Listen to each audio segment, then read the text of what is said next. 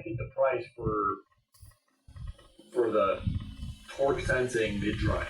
It's not built as robust as the Bafang, so I would say reliability, I would give the edge to Bafang. But it's not built as robust, so it's more lightweight. It's like 2 or 3 pounds lighter than the BDS-02 and like 6 or 7 pounds lighter than the BDS-HD. So if you want absolute rock bottom price and you're not looking for crazy power, you just want something that has a natural feeling, Tongsheng's the way to go. Sa Amerika bang ninipanood mo? They're the wild. Sa Amerika bang ninipanood mo? They're kind of this crazy wild card. They've got some very interesting motors coming out, and that are currently out. I always think BYC, I think, is just, the best motor out there, but it does come with a premium. They've got the Photon, which is their newest one. They've got the Stealth, and they've got the Pro. I've installed a few of them. My biggest complaint about them is that they're loud. However, this Photon is supposed to be quiet. It's supposed to be as quiet as the Bafang BBS series, which are very quiet in my opinion. Usually once you get riding, you don't even hear the motor, you just hear your tires on the ground. But the only thing I have noticed that the Stealth and the Pro are kind of loud and noisy. You hear that high RPM motor winding going, which for some people it's kind of annoying. But this Photon supposedly is not going to be as loud, so we'll find out once I get my hands on it and make a demo, so stay tuned for that. The Photon is going to be $950. I know they're coming out introductory. They're going to be $50. As well. So if you'd like to support me, that'd be awesome for you and me. So I can keep making content like this. Great thing about CYC is they're cutting edge. They're all torque sensing. So they're all pressure based, which means you don't really need a gear shift sensor. You don't really need brake cutoff because you just stop pedaling and it stops power. With those cadence sensing, it can be kind of dangerous. You have to have a gear shift sensor on it, in my opinion. But that torque sensing is super nice, but it does come with a premium. Like I said, $950 for the Photon. I think the Stealths are like $1,100, and the Pros are more than that. They're like $1,300, somewhere around there. But these are all market price. A lot of that depends on shipping costs and things like that. So check the website to see what the current market price is of all these motors, because they're always changing. But they're the CYC motors also, they have cutting edge software that you can use your phone as the, as essentially as the display, and you can program that motor and see all that fine detail, like the wattage that you're putting out, that the motor's putting out, all that stuff that if you're a nerd like I am, I don't know what it is, but you have to have it. So if you're somebody who's like, I gotta have the best of the best, I don't care what the price is, it's $400 or $500, I don't care, you're gonna be wanting to look at the CYC. Also, the CYC generally is a more versatile mounting system. I remember I did an install on a Furla box bike. You just couldn't mount a Bafang on it. You wanted to put a Bafang on it, but the bottom bracket, like the tube that it was fitted in, was so thick that you couldn't slide one in. But the Stealth is super versatile that we were able to mount a Stealth on it, no problem. The Photon, I don't think is going to be as versatile. They do have a little bit more clearance in between the shaft and the actual motor than the Bafang, like 2 more millimeters. So it will be a little bit more versatile, but I don't think it's going to be crazy versatile. But it will be a little bit more. So, in recap, of those 3 motor systems, and I'm going to talk about some of the peripherals outside the fringe motor kits for the DIY turn in a second. But for the most part, 99% of you guys watching this video are looking at the Tongsheng, the Bafang, and the CYCs. Tongsheng, if you're looking for low powered, supernatural feeling, and low cost, like you're building it for, maybe your spouse that you want to take on rides, but they're a little intimidated by bikes, so they're not really quite sure. Tongsheng's the way to go. In my opinion, I would say do that. Or maybe go to BDS-02. If you want to have, matching, you could program the BDS-02 down, and then you could get a BDS-02 and then program it, keep it unlocked, so you both have the same motor system, so everything's interchangeable. But I would say get the Tongsheng for for that system if you're not looking for crazy power. BBS02 is if you just want the best value. Best value motor for the dollars. Most power, most configurability, so many accessories, so easy to repair if you ever need to.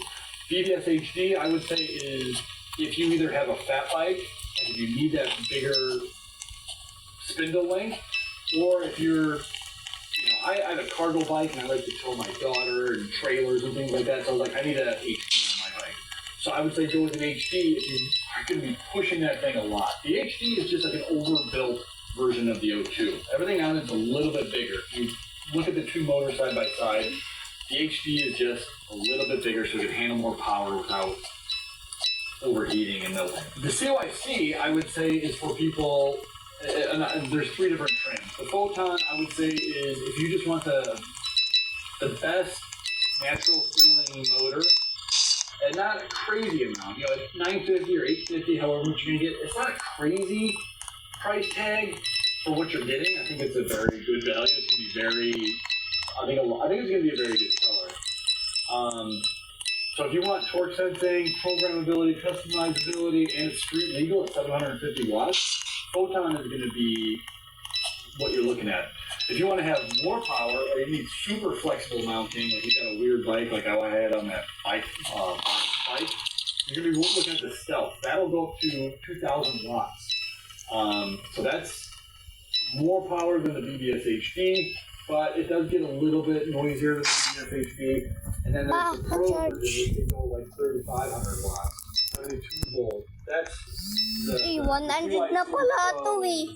if you're looking to Ako, make a motorcycle, you magsha-shutdown na want 50 eh. miles an hour, something not street legal whatsoever, you'd be looking at the Pro.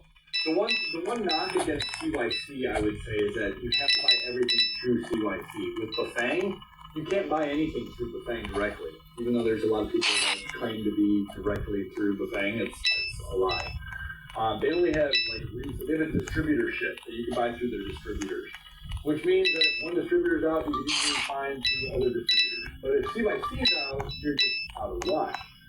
Which might suck if you need a replacement part, you need like a motor car, like a pinion gear or something, and they don't have it. Hopefully somebody on the retail market has it, but it might be difficult. Now on the fringe side of the motors, they have like Truck Run, the Cyclone motor, which also gets confused with the CYC.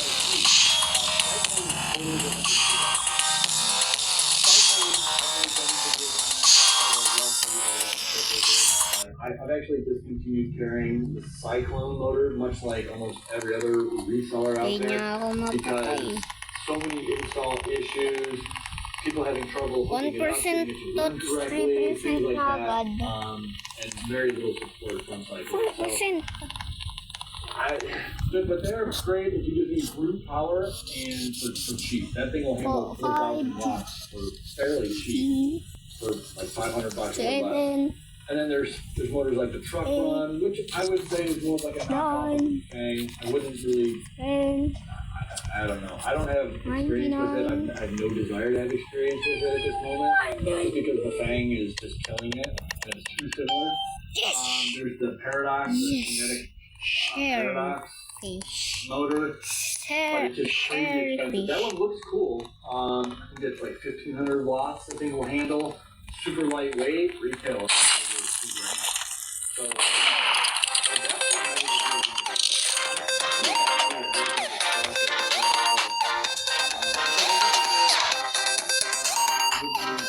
unfortunately, either. So that pretty much is the roundup of motors that you should be looking at. Hopefully that helps you guys make a better informed decision. And again, if you want more one-on-one, like a consultation, I do 10 minutes, 15, 20 minutes. We do video, Zoom calls. That really helps time.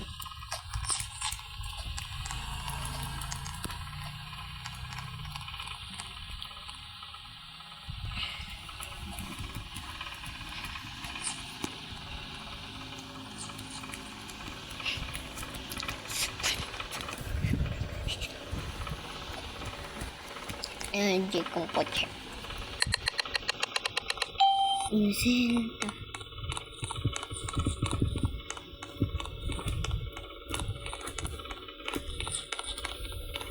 Hey guys, Johnny Nerd out here. Got another customer e-bike build. I'm going to go over what bike this is, what the customer wanted, and what components I used. If you're new to the channel, I'm Johnny Nerd out. I'm a e-bike nerd. I build them, I repair them, I maintain them, and then I make videos about them. I'm a nerd. So let's get into the video. This is a specialized roll sport. I really like this bike. This is such a cool bike, and it rides super nice. It's got 650B by 2.3 tires, so they're big and thick. I don't know why, you just feel like you can go over anything on this. Even though they're road tread tires, like they're treaded for the road, you still can go anywhere on them. It's big and round. Yeah, the handlebars sit up high. It's got like a cool extended raised handlebar. It just rides really comfortable. It rides real solid. This is a perfect e-bike candidate, and I love riding this thing around. It's got a mega range gear in the back, which is perfect for climbing or just cruising slow. It does have Shimano tourney derailleurs, which is, low end, but it was fine for this. As long as they were spending money for this, they wanted just the best bike they could get. They didn't need anything crazy though, so we went with the BBS02 Bafang motor. It's super reliable, super powerful, and it's really efficient. And for the battery, we chose a 52 volt, 17.5 amp hour using Samsung 35B cells. This is going to give him a really long range, and the premium cells, this thing should last a really long time with proper care. For the display, he wanted a nice color display, so we went with the 500C display. It's an all-in-one unit, so the buttons are on the display, which is nice. You don't have to run separate wires and add more wires to the already numerous wires that are added to the bike. And it shows you all the graphical data, like watts in real time, your speed in real time, and average speed, maximum speed, all the goodies like that. It's just a nice looking display. Because this one has a all-in-one brake and shifter lever, I had to run an inline brake cutoff, which is kind of nice. I didn't even have to get rid of the shifter that's already there just to, add a brake cutoff onto it. So the inline brake cutoff was really nice. I was able to keep the parts that were already in really good shape. And the only other add-on I did was I added a gear shift sensor that just cuts the power momentarily while you're shifting. It's going to take really good care of the chain, and these guys can really the rear sprockets and keep those teeth looking nice. Think of a gear shift sensor as a dentist. Hope you guys like this video. Hope you guys like this bike. I love this bike, and I'm gonna probably, if I ever find one of these, I'm gonna probably end up buying one of these because this is just a fun ride. Leave comments below. Let me know what you think. Let me know your thoughts. And hopefully you found this video helpful. Hit that subscribe button, y'all. Later.